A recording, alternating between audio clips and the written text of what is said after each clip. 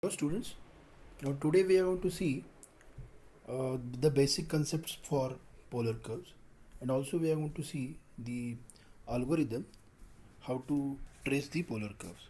Okay, so first of all let us see in polar curves what are the basic concepts that we are going to need. So in a polar curve what we are going to have, we need two concepts, what is radius vector and what is vectorial angle. Okay, so if you look at this diagram, to this point, this origin is actually called as a pole. Okay, so pole is nothing but what? It is a it is a origin that we are going to call it as pole, and the line with that we are going to draw from the origin O toward the X is called as the initial line. Okay, so this is the initial line, right? And the line which is perpendicular to the initial line and the passing through pole is called as y-axis. The y-axis is nothing but what?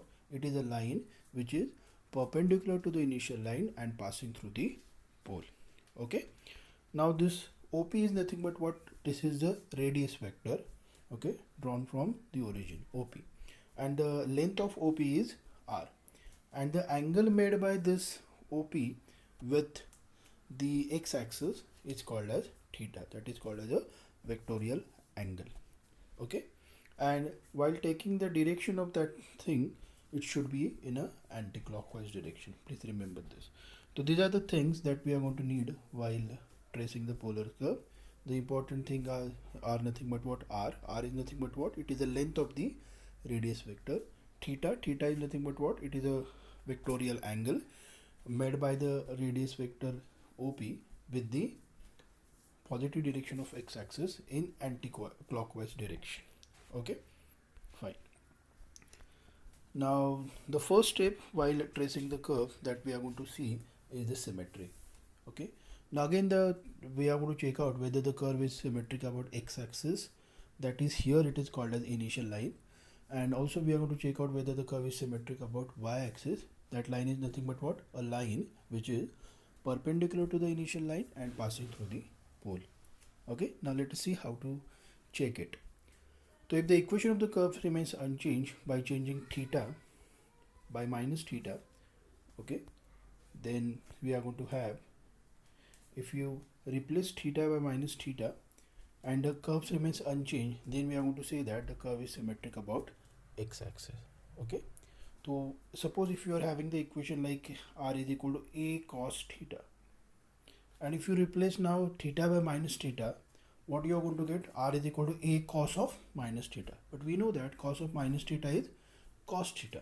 That means equation remains unchanged, therefore this curve will be symmetric about x-axis or initial line. Fine.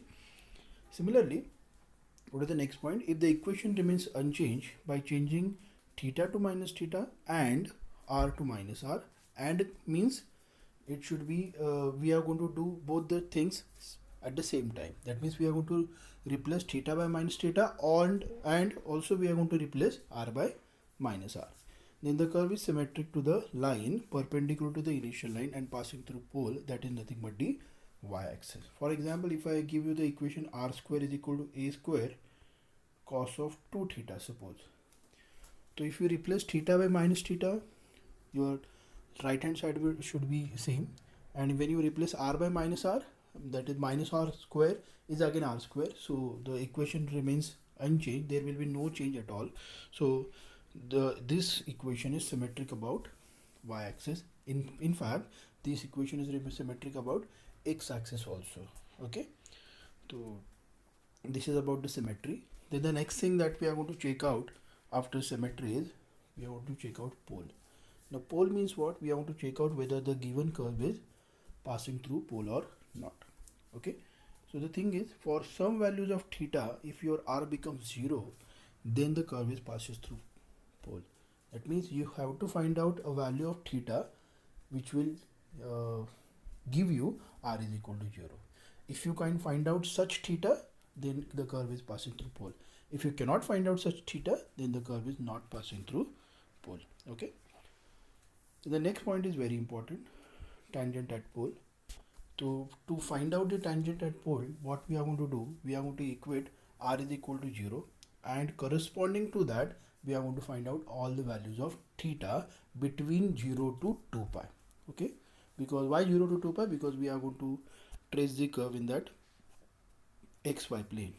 Okay, so listen here. For example, if I give you r is equal to a cos theta, suppose, so to get a tangent at pole, I'm going to put this r is equal to 0. That means you are going to get a cos theta is equal to 0. Okay, but it is given in the problem that a is not equal to 0. So you are going to have cos of theta is equal to 0. So what are the values of theta which will make cos theta 0? The values of thetas will be pi by 2, 3 pi by 2, 5 pi by 2, 7 pi by 2, 9 pi by 2, 11 pi by 2, and so on. But we are going to take only those values which are in between 0 to 2 pi. That means up to 7 pi by 2, sorry, up to that will exceed 2 pi, we are going to ignore it. So we are going to take only those values which are in between 0 to 2 pi. Fine. So this is about the tangent at the pole. And the second last point is we are going to find out phi. Now what is phi? Phi is nothing but what? It is the angle between tangent and the radius vector. So suppose your radius vector is this and this is your tangent, then the angle between them is 90. Okay, so phi is nothing but what? It is the angle between radius vector and the tangent. And to get the value of phi, we are going to make use of this equation. Tan of phi is equal to r d theta by dr. So already you are going to have some equation in terms of r and theta. So simply differentiate first of all r with respect to theta. You are going to get dr by d theta. Make a inverse of it. You are going to get d theta by dr. And then you multiply it by r. You are going to get r d theta by dr. And then you equate it with tan phi. And that will give you the value of phi. Okay.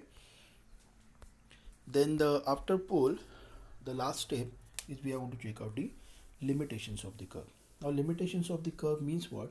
We are going to find out the region of presence. Okay, or we can find out the maximum of r and the minimum of r. The maximum means what? So r is nothing but what? It is the length of the radius vector. So what is the maximum value of radius vector that we are going to find out with the help of theta. So to get it, what we are going to do, we are going to make one table for a different values of theta and the corresponding values of r we are going to find out, and whatever is the maximum value of r, that we are going to treat it as a r max, and r max is nothing but your the boundary in which the curve will lie. Okay, so this is the algorithm which we are going to follow to trace the polar curve. Okay, thank you. In the next video we are going to see how to solve the examples on the polar curve. Thank you.